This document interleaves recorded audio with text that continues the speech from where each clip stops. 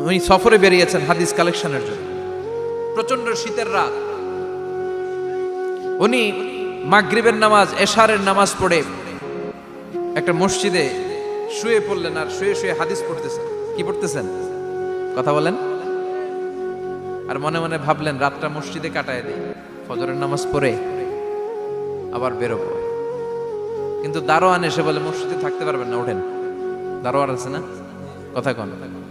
আহমদ ইবনে হাম্বল বললেন আমি শুধু রাতটা থাকতে চাই, আমি তো ফজরেরও মুসল্লি, ফজর নামাজ পড়বো তো এই মসজিদে, আমার থাকতে দাও। দারোয়ান তো দেয় না, কেন?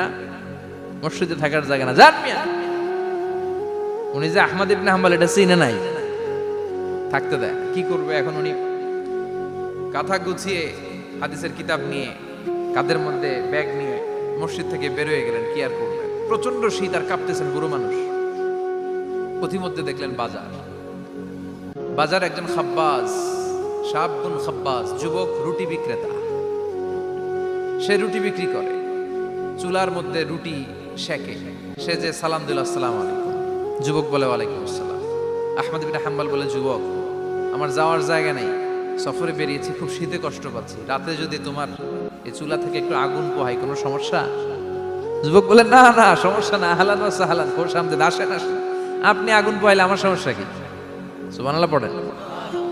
আল্লাহ শুকরিয়া করে উনি বসলেন আর আগুন পোহাচ্ছেন। আর খেয়াল করলেন যুবক রুটি বানায় আর পরে আস্তাগফিরুল্লাহ, রুটির দলা বানায় পরে আস্তাগফিরুল্লাহ, খামির বানায় আর পরে আস্তাগফিরুল্লাহ, রুটি নিয়ে উনুনের ভিতরে চুলার ভিতরে সেকা দেয় আর পরে আস্তাগফিরুল্লাহ, দোকানদারের কাছে কেউ আসলেই সে রুটি দেয় আর পরে আস্তাগফিরুল্লাহ, ক্রেতার কাছ থেকে টাকা নিয়ে ক্যাশ বক্সে রাখে আর কি পড়ে, আবার রুটি বানানো শুরু করে আর কি পড়ে, খালি এইটাই পড়তেছে। ইমাম আহমদ ইবনে হাম্বল তো অবাক, কিরে এটা আবার কেমন যুবক, খালি আস্তাগফিরুল্লাহ।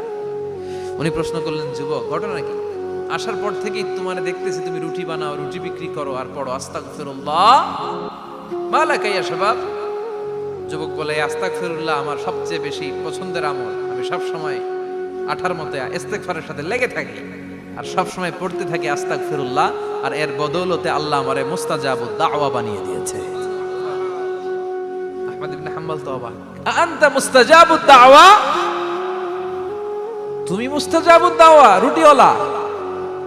আমি এত বছর হাদিস পড়াই, আমিও তো মুস্তাজাবুদ দাওয়া না, আর তুমি রুটি বেচো বাজারে, তুমি মুস্তাজাবুদ দাওয়া, তুমি দোয়া করলে সব কবুল হয়ে যায়? যুবক বলে না আনা মুস্তাজাবুদ দাওয়া, আমি আমার জীবনে যত দোয়া করেছি কবুল করে নিয়েছে কে? সব দোয়া কবুল করে নিয়েছে আল্লাহ, একটা দোয়া ছাড়া। কয়টা? আহমদ ইবনে হাম্বলের কৌতূহল, কিউরিয়াসিটি আরো বেড়ে গেল। কি? সব দোয়া কবুল হয়েছে, একটা দোয়া ছাড়া। মাযালিকা দুআ ইয়া শাব, কি সেই দোয়া? যুবক এবার বলতে শুরু করলো আমার জীবনে যে দোয়াটা আল্লাহ কবুল করে নাই সেটা হচ্ছে আমি আল্লাহর কাছে অনেক চেয়েছি, অনেক দোয়া করেছি যে আল্লাহ, শুনেছি এই জামানার সবচেয়ে বড় মুহাদ্দিস, তার নাম নাকি ইমাম আহমদ ইবনে হাম্বল। আল্লাহ তোমার কাছে আমার চাওয়া আমি যেন এই ইমাম আহমদ ইবনে হাম্বলের দেখে মরতে পারি, আমি যেন ইমাম আহমদ ইবনে হাম্বলের হাতে হাত রেখে মুসাফা করতে পারি আর তার কপালে একটা চুমু এঁকে দিতে পারি। আহমদ ইবনে হাম্বল আবেগপ্রবণ হয়ে গেলেন, চোখের পানি ছেড়ে দিলেন, বললেন যুবক তোমার এই দোয়াটাও কবুল হয়ে গিয়েছে। আহমদ ইবনে হাম্বলের দেখার সাক্ষাৎ পাওয়ার জন্য আহমদ ইবনে হাম্বলের বাড়িতে তোমার যাওয়ার দরকার নাই, আহমদ ইবনে হাম্বল তোমার দরবারে ছুটে এসেছে। আনা আহমদ ইবনে হাম্বল মুহাদ্দিসুদ দাহর, আমি নিজেই আহমদ ইবনে হাম্বল। যুবক চোখের পানি ছেড়ে দেয়, আহমদ ইবনে হাম্বল চোখের পানি ছেড়ে দেয়। যুবক চিৎকার মেরে ইমাম আহমদ ইবনে হাম্বলকে জড়িয়ে ধরে, হাতে হাত রেখে মুসাফা করে, কপালের মধ্যে চুমু খায় আর আল্লাহর শুকরিয়া করে বলে ও ইমাম, আসলে এই দোয়াটাও আল্লাহ আজকে কবুল করে নিল। বিশ্বাস হয় সবসময় ইস্তেগফার পড়লে আপনার দোয়াগুলোর এইভাবে কবুল করে নিবে কে? এই পাঁচটা জিনিস পাবেন সবসময় যদি ইস্তেগফারের সাথে লেগে থাকেন। রাজি আছেন তো? এজন্য বিশ্বনবী সব সময় নামাজে সালাম ফিরানোর পরে পড়তেন আস্তাগফিরুল্লাহ। কি পড়তেন? 3 বার পড়তেন আস্তাগফিরুল্লাহ, আস্তাগফিরুল্লাহ, আস্তাগফিরুল্লাহ। পড়তে রাজি আছেন? ইস্তেগফারের অনেকগুলো আলফাজ আছে, সবচেয়ে ছোট ইস্তেগফার হচ্ছে এটা, আস্তাগফিরুল্লাহ, আস্তাগফিরুল্লাহ। আরো আছে আস্তাগফিরুল্লাহ আল্লাযী লা ইলাহা ইল্লা হুয়াল হাইয়ুল কাইয়্যুম আতুবু ইলাইহি, বিষ্ণু বলেন এই ইস্তেগফারটা যদি কেউ পড়ে, আত-তাওয়াল্লি মিন ইয়াউমিজ যাহাফ, যুদ্ধের ময়দান থেকে পালিয়ে আসা কবিরা গুনাহ। কি গুনাহ? কাফেরদের সাথে যুদ্ধ, আমি তাগড়া যুবক, তলোয়ার নিয়ে নেমেছি, আমার দেহের এক ফোঁটা রক্ত থাকা পর্যন্ত আমি যুদ্ধ চালিয়ে যাব, আমি ফিরে আসতে পারবো না, আইনটা কার? ফিরে আসলে কবিরা গুনাহ।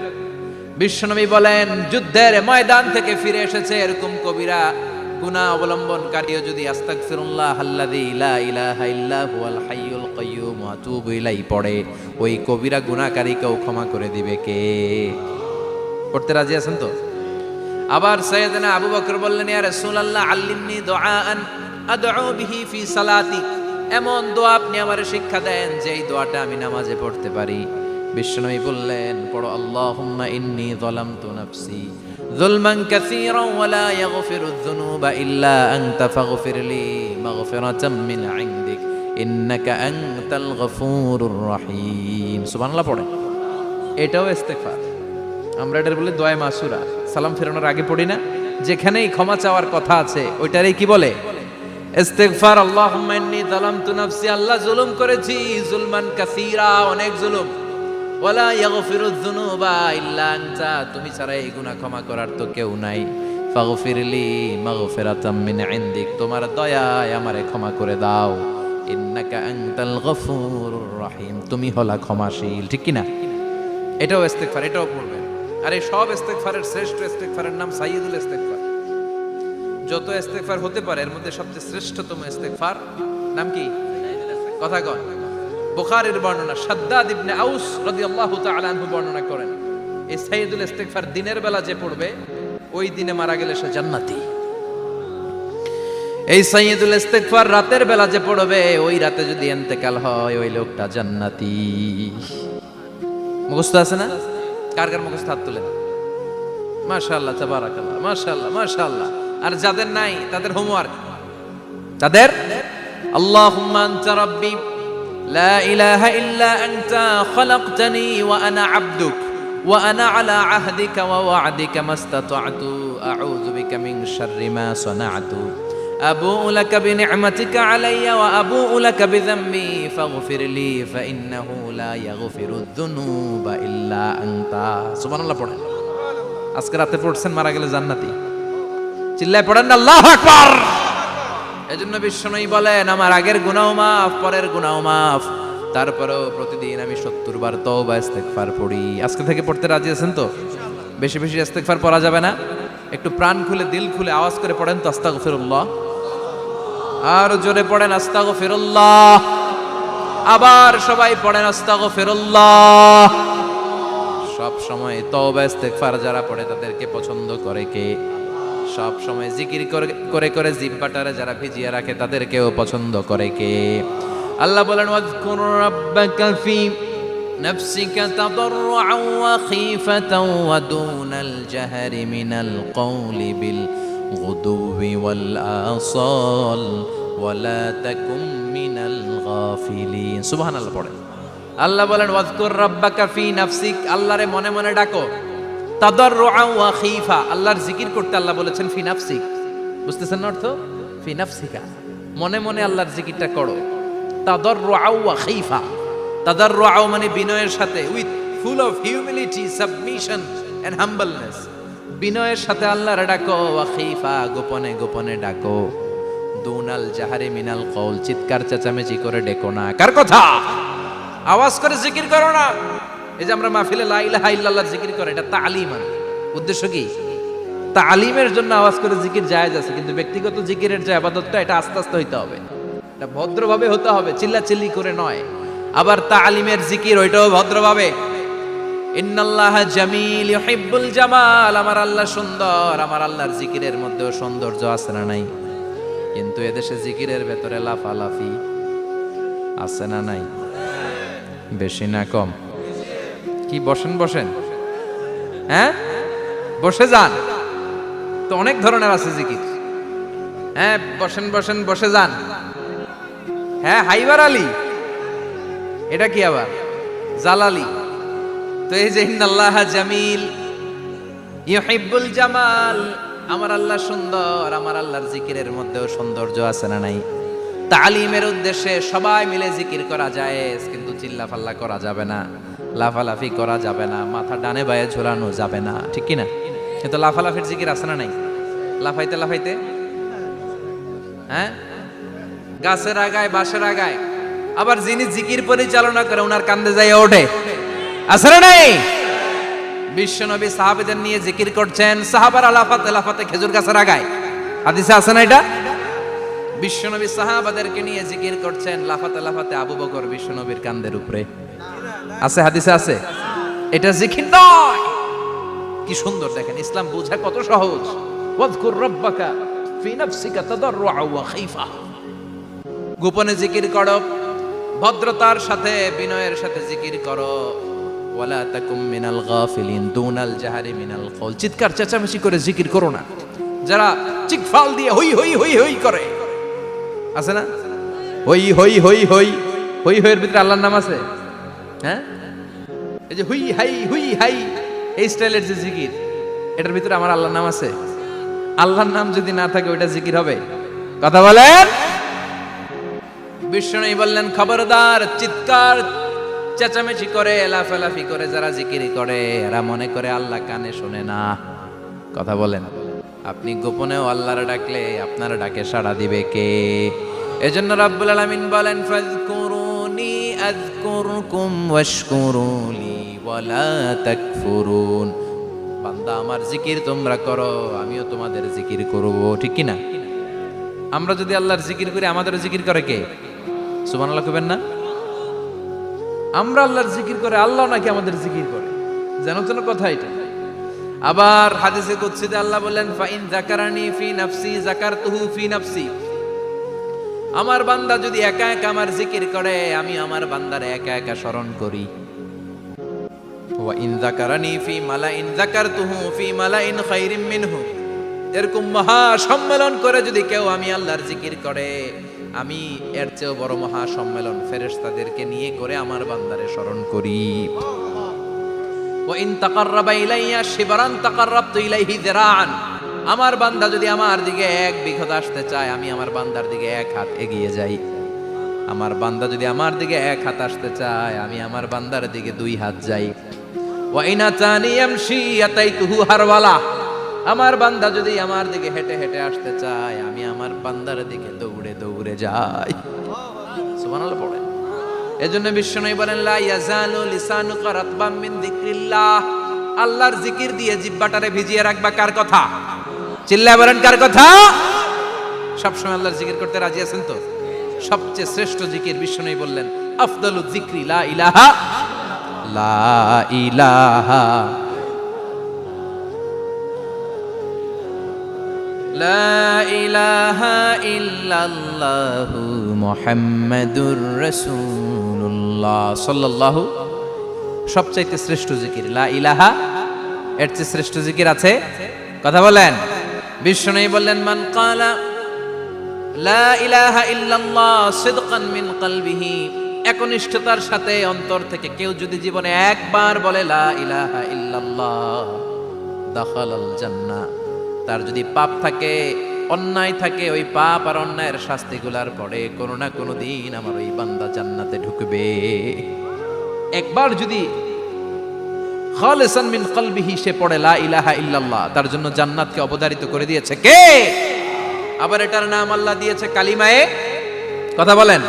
দরাবাল্লাহু মাসালান কালিমাতান তাইয়িবাতান কাশাজারাতিন তাইয়িবাতিন আসলুহা সাবিতুন ওয়া ফারউহা ফিস সামা। সুবহানাল্লাহ। পবিত্র বাণী এটা কালিমায়ে তাইয়িবা। আবু সাঈদ আল খুদরি থেকে বর্ণিত, মুস্তাদরাকে হাকিম আর সহিহ ইবনে হিব্বানে এসেছে। বিশ্বনবী বলেন, মুসা আলাইহিস সালাম আল্লাহর একবার প্রশ্ন করলেন, ইয়া রাব আল্লিমনি দুআআন আদউ বিহি। আপনি আমার এমন একটা জিকির শিক্ষা দেন যে এই জিকির দিয়ে আমি শুধু আপনার জিকির করব, কেউ এই জিকির করতে পারবে না। এই জিকির জানবো শুধু আমি, আর জানবেন। কথা কোন? প্রশ্ন করছে কে? হ্যাঁ, কাকে করেছে? আল্লাহ এমন একটা জিকির শিখান যেই জিকির কেউ জানে না, আমি জানবো, আর ওই জিকির দিয়ে প্রাণ ভরে আপনারে ডাকবো। আল্লাহ বললেন, মুসা পড়ো লা ইলাহা লা ইলাহা ইল্লাল্লাহু মুহাম্মাদুর রাসূলুল্লাহ। মুসা আলাইহিস সালাম বললেন, আল্লাহ চাইলাম কি, কইলেন কি? লা ইলাহা তো জাতীয় জিকির, এটা তো আন্তর্জাতিক জিকির, এটা জানে না এমন কেউ নাই, এমনকি হিন্দু ভাইরাও জানে। কথা কন। আল্লাহ আমি তো চাইছিলাম এক্সক্লুসিভ, আমার জন্য স্পেশাল, এর চেয়ে সুন্দর আর কেউ জানবে না, এত সুন্দর একটা জিকির আপনি দিবেন, এটা আমি ডাকবো আপনারে আর আপনি শুনবেন। আল্লাহ বললেন, মুসা এর চেয়ে দামি আমার কাছে না।